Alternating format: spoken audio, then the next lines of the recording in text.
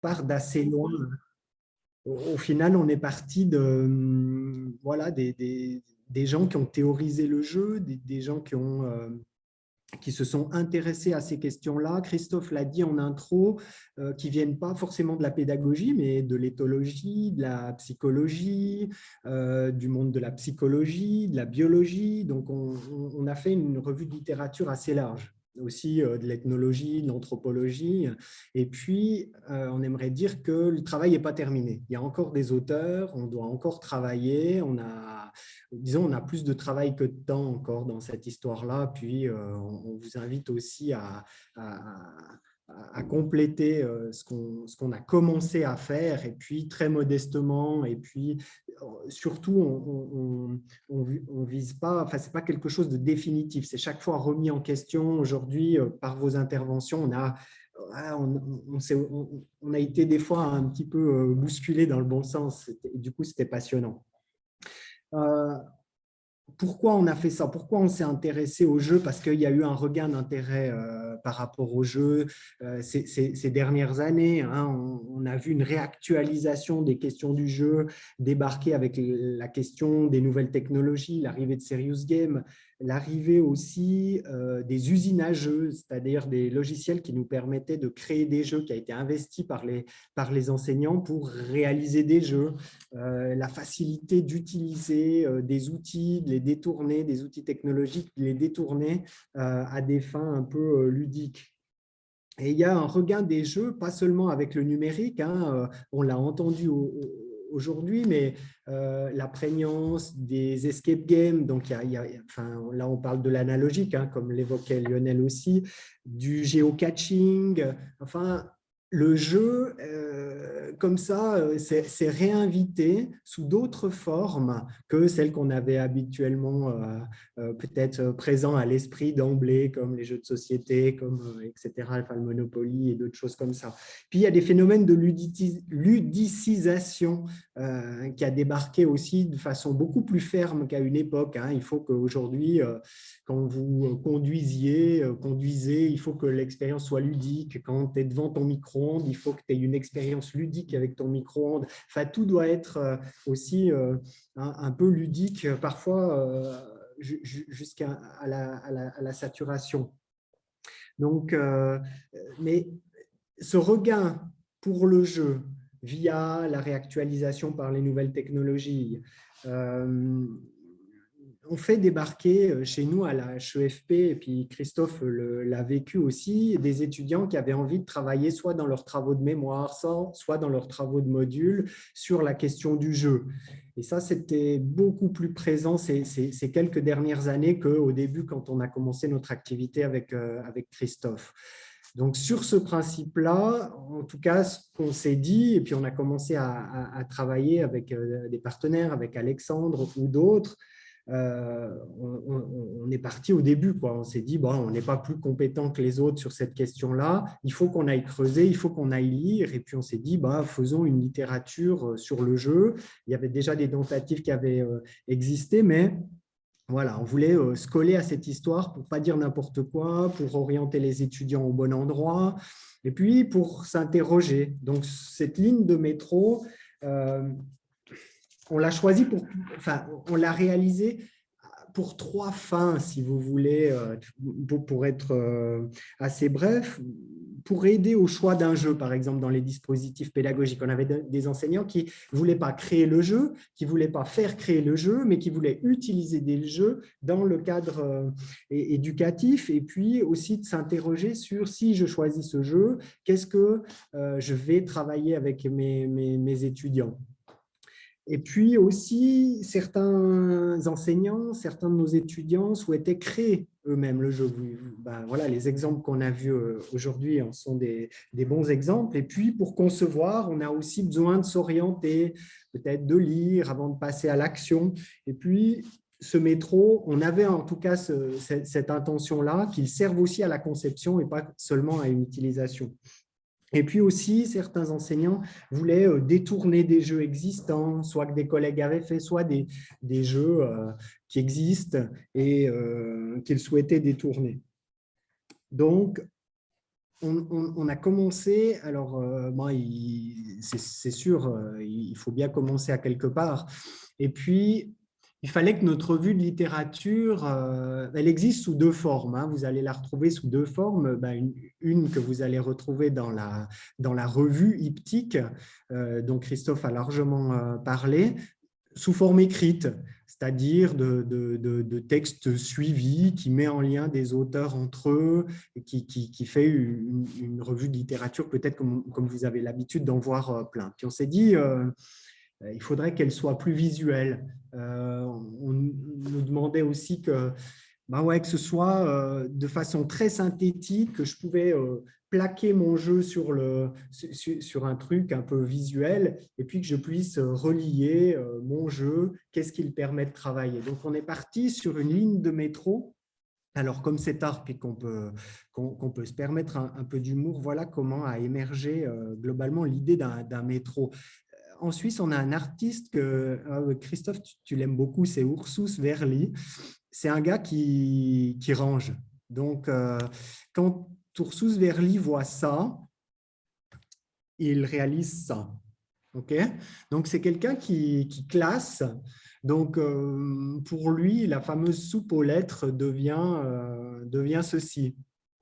Alors, comme on approche de Noël, pour lui, c'est peut-être moins drôle pour ses enfants, mais le sapin de Noël devient ceci.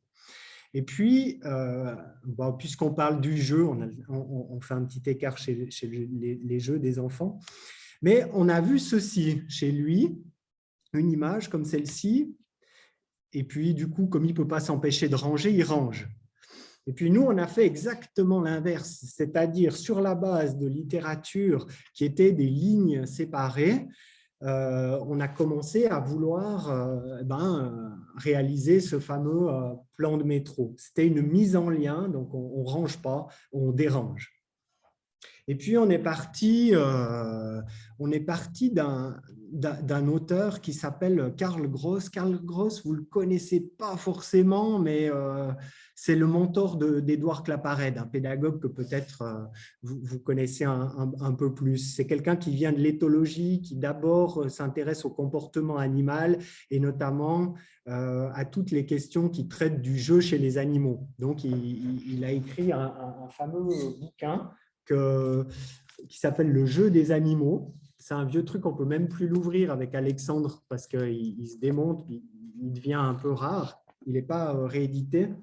Mais ça a été un inspirateur pour Claparède, pour Piaget ensuite. Donc, c'est vrai qu'il y a quand même beaucoup d'auteurs sur notre ligne de métro qui viennent de la biologie, qui s'intéressent d'abord aux animaux, qui passent à l'être humain ensuite. Donc, on a commencé par la ligne verte que vous voyez en plein milieu de votre écran, la ligne Karl Gross avec des jeux de locomotion, de curiosité, etc., etc.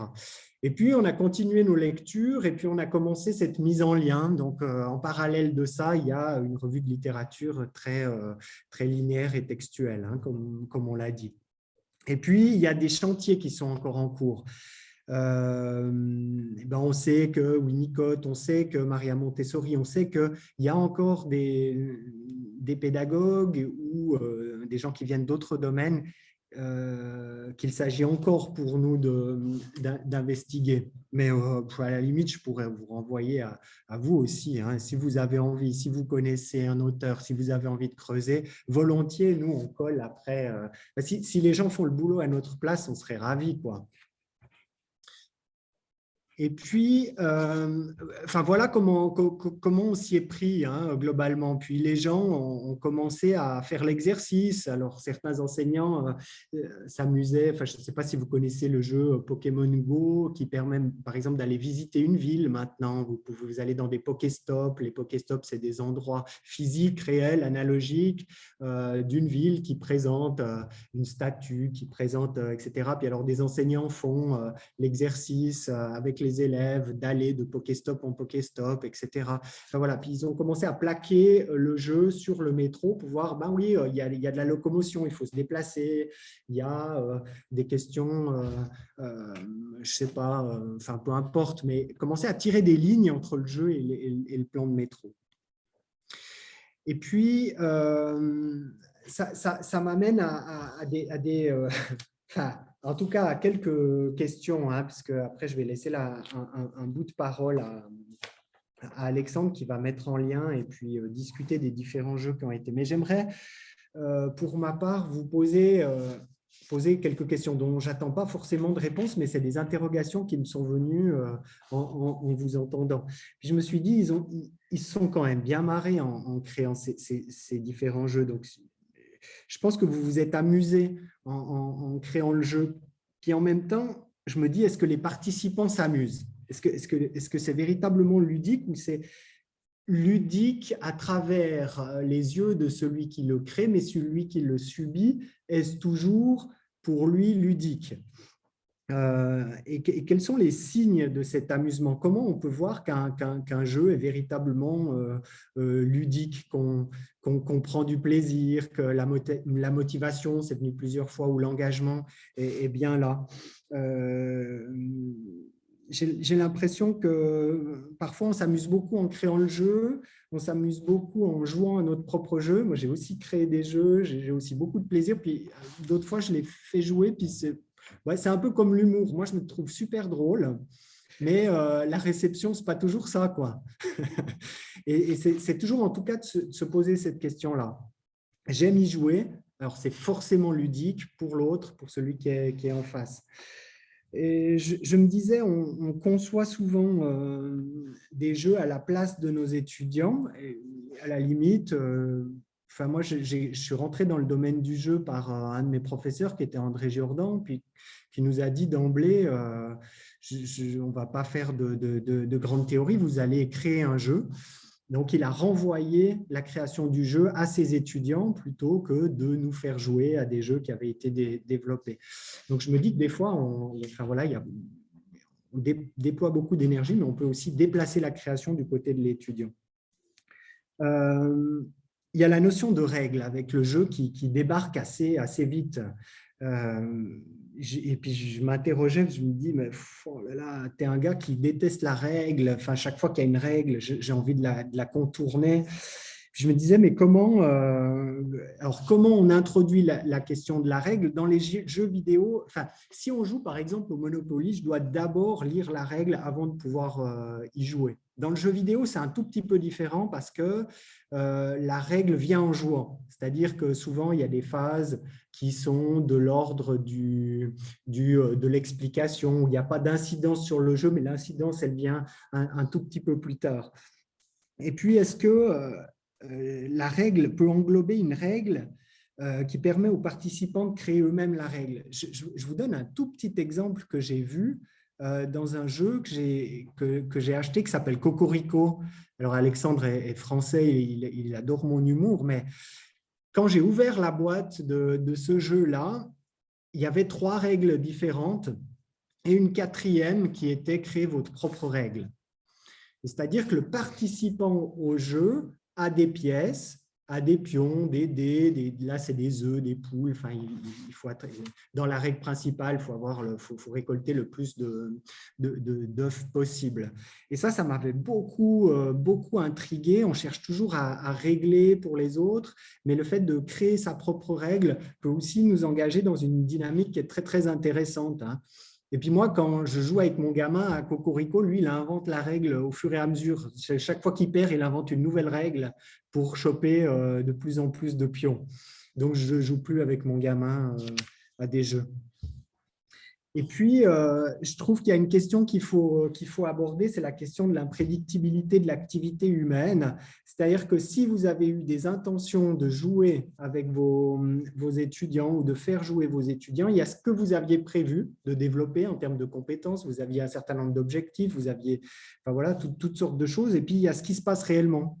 Et puis, cet écart-là, alors, vous y avez collé des dispositifs de recherche, vous pouvez mesurer l'écart entre ce que vous aviez prévu et ce qui s'est réellement passé. Puis des fois, vous seriez surpris que c'est pas forcément, que l'apprentissage se situe ailleurs, peut-être sur peut-être des compétences un peu plus soft ou de coopération, par exemple, etc. Et que c'est pas forcément sur le contenu même qui a le plus d'apprentissage. J'aimerais vous faire réfléchir à cette question-là. Ben,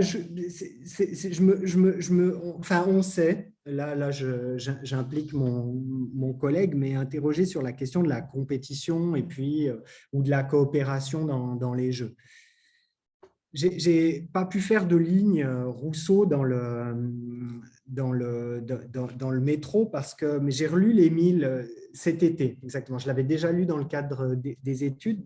Et je me suis dit, je vais essayer de le lire sous le prisme du jeu parce que j'avais lu que Rousseau s'était jamais intéressé à la question du jeu, qu'il était contre, etc. Ce qui n'est absolument pas vrai. Je pense que les gens qui ont écrit ça n'ont jamais lu Rousseau parce qu'on retrouve chez Rousseau ce qu'on appelle des ruses éducatives. C'est comment tu amènes quelqu'un à faire un apprentissage. Et pour Rousseau, le jeu, c'est une ruse éducative. Et puis, je ne m'attendais pas à trouver chez Rousseau la notion de compétition, par exemple.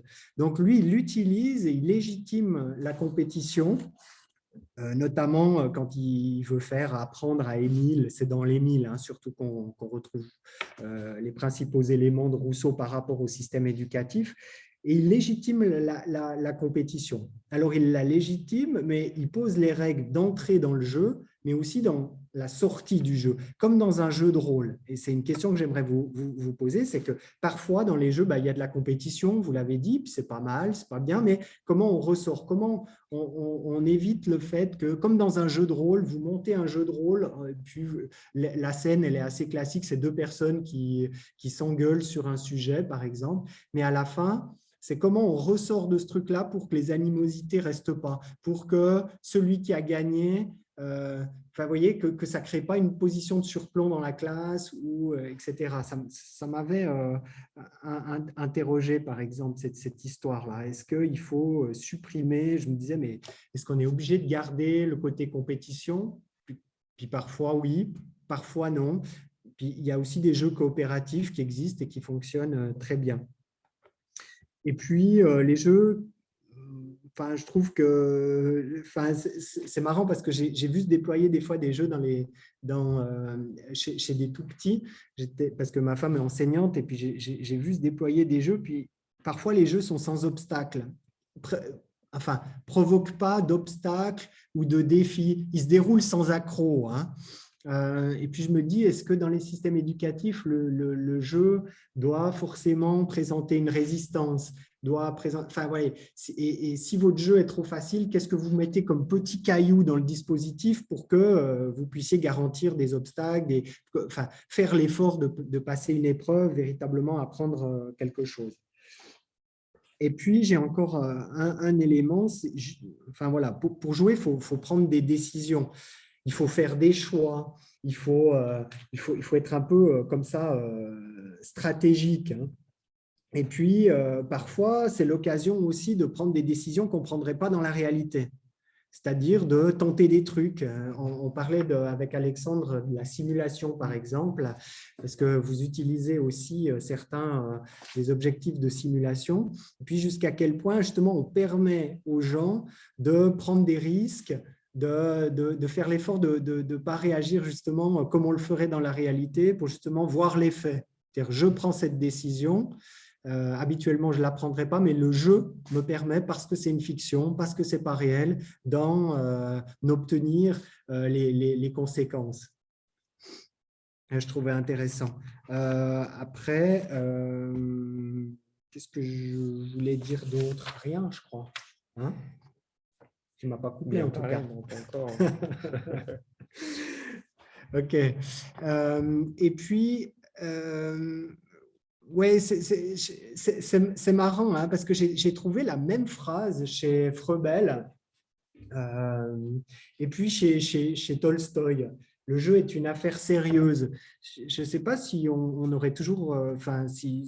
l'époque est propice au jeu, hein, mais cette histoire, elle est devenue sérieuse. On peut même en parler dans des colloques comme à l'optique. Et je ne suis pas sûr qu'à d'autres périodes, c'eût été possible. Parce que le jeu était quand même vu comme quelque chose qui se passait en dehors de l'école, hein. Le jeu, c'est ailleurs. À l'école, on fait des trucs sérieux. Si c'est sérieux, on ne joue pas, hein.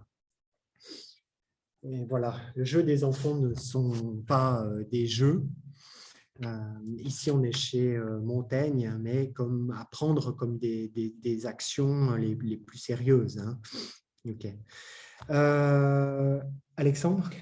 Oui, là, maintenant que les principales questions ont finalement été posées par Nicolas, je vais un petit peu rebondir sur ces dernières phrases. C'est vrai que ce qui a facilité finalement, et on le sent, et ça a été entre guillemets une certaine convergence sur tous les projets, c'est qu'il y a eu cette création via le numérique et via finalement d'abord un jeu, c'est un environnement qui a été créé, c'est quelque chose qui a été fait de toutes pièces. Et même si les différents projets présentent des environnements qui sont plus ou moins proches de la réalité, ce qu'on ce qu'on peut voir déjà, c'est qu'il y a une certaine variabilité des supports qui prouvent finalement et qui soulignent cette volonté de créer, de faire des différenciations, de cette créativité finalement des différents projets via, par exemple, comme tu le mentionnais avant, les usines à jeux et via finalement cette réalité on a maintenant acquis, c'est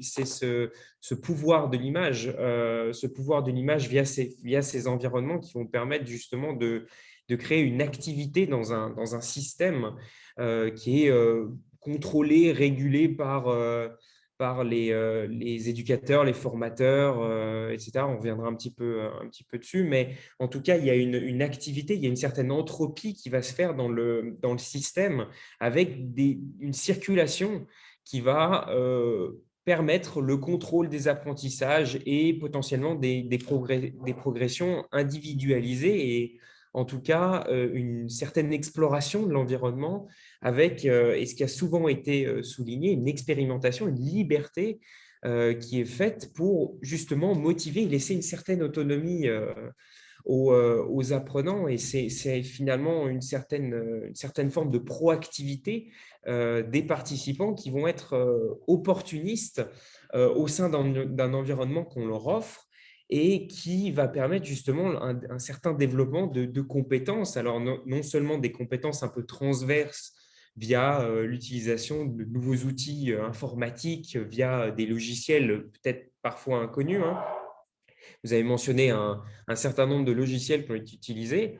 Et finalement, c'est un développement de nouvelles relations au savoir parce on va percevoir les choses via de nouveaux outils et dans des règles qui vont être différentes. Donc, ça va donner un sens à l'expérience qui est nouveau, ça va donner des nouveaux points de vue et ça va permettre justement d'aller vers des savoirs et des regards qui sont pluriels via des méthodes d'apprentissage qui vont être nouvelles, même si des fois, les attentes envers ce type de format sont assez importantes et donc, du coup, il y a des exigences de développement qui permettent assez peu les erreurs, même si on l'a vu, ce développement peut se faire via des boucles itératives et via des retours, des feedbacks. Alors, non seulement des feedbacks, du coup, de l'apprentissage lui-même, qui est beaucoup plus facilité puisqu'il va être immédiat, mais aussi des feedbacks via l'activité et cette analyse de l'activité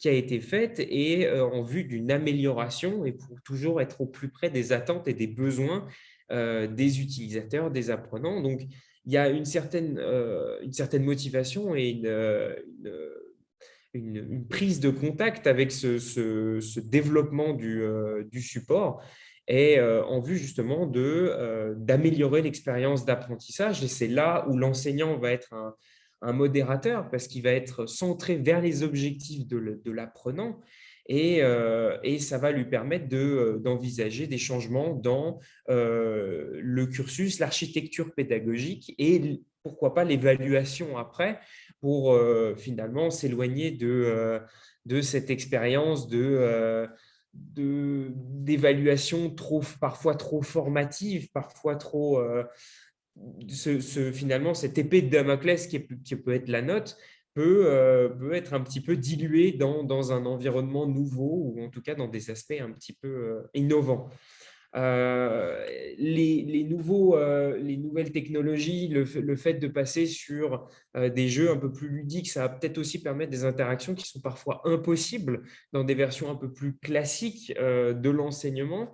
Et ces interactions sont non seulement entre les enseignants et les apprenants, mais aussi avec le savoir, l'environnement, et vaincre cette distance qu'il peut y avoir entre les acteurs, mais aussi de manière finalement psychosociale, et finalement via le numérique, via ce côté synchrone ou asynchrone, spatio-temporel, puisqu'on se retrouve aujourd'hui ici dans différentes salles. Alors même si Christophe est dans la salle d'à côté et doit m'entendre même à travers le mur, on peut se contacter en France, en Belgique, en Suisse, et c'est très intéressant de pouvoir agglomérer ces différents points de vue et cette facilitation via cette réduction de l'espace finalement, et ces interactions qui vont être fluidifiées, même si les acteurs sont physiquement absents. Il y aura une empreinte qui est laissée, et des apprentissages, des documents, et par exemple via l'enregistrement aujourd'hui, finalement un caractère de manière pérenne, un petit peu ancré tout ce qui a été fait. Voilà, après, pour conclure, disons qu'il y a une certaine ouverture qui a été faite. Il y a encore certaines limites, hein. On pense notamment à la surcharge cognitive qui peut être prise en compte, le côté un peu surfing de surface parfois, qui est encouragé avec le numérique. Mais en tout cas, ça élargit le champ des possibles et ça permet parfois de réduire les différences qu'il peut y avoir à la base entre les participants et d'individualiser les parcours. Voilà. L'exercice qu'on a fait aujourd'hui, c'est que les différentes présentations, je la mettrai quelque part, mais c'était d'identifier ce que vous avez… Nicolas, oui, excuse-moi. Si tu arrêtes le partage d'écran, on verra en plus grand ton ouais, image. je vais le faire. Tac, partage, je vais stopper le partage. Tac, ici, arrêter. Voilà, par ici. Vous aviez, les auteurs des jeux, des différentes présentations, identifié des points de métro, hein. Et puis, c'est marrant parce qu'on a identifié les mêmes que vous, plus d'autres. C'est-à-dire que, je ne sais pas si tu as les exemples ici, par exemple, chez Jennifer, au début, on était… Plutôt effectivement sur tout ce qui va être de la fiction, hein, finalement, via cet environnement un petit peu décalé, comme elle l'a souligné, et puis cette progression dans un univers complètement parallèle. Et puis, on a eu effectivement le cas avec Laurent et puis toi, Christophe, ça nous a posé problème parce que cette simulation, finalement, elle était difficile à ancrer sur le métro. Alors, effectivement, il y a cette volonté d'être entre le mouvement et puis la fiction. Et puis, on s'est dit que ça relève pas un petit peu aussi de ce que Huizinga, par exemple, ou Millard décrivait comme du fantasme, c'est-à-dire de vouloir se projeter finalement dans une nouvelle fonction, et puis pouvoir manier son environnement, ses objets en fonction de ce qu'on avait envisagé. Et puis, il y a effectivement sur par exemple, la dernière présentation, toute cette volonté d'être au niveau de la règle, mais aussi d'être dans une certaine frivolité en se basant effectivement sur les définitions qu'a fait Brougère sur le jeu. Donc voilà, on pourra après avec chacun regarder où se situent les différences. Mais globalement, les gens ont plutôt bien cerné les endroits. Enfin,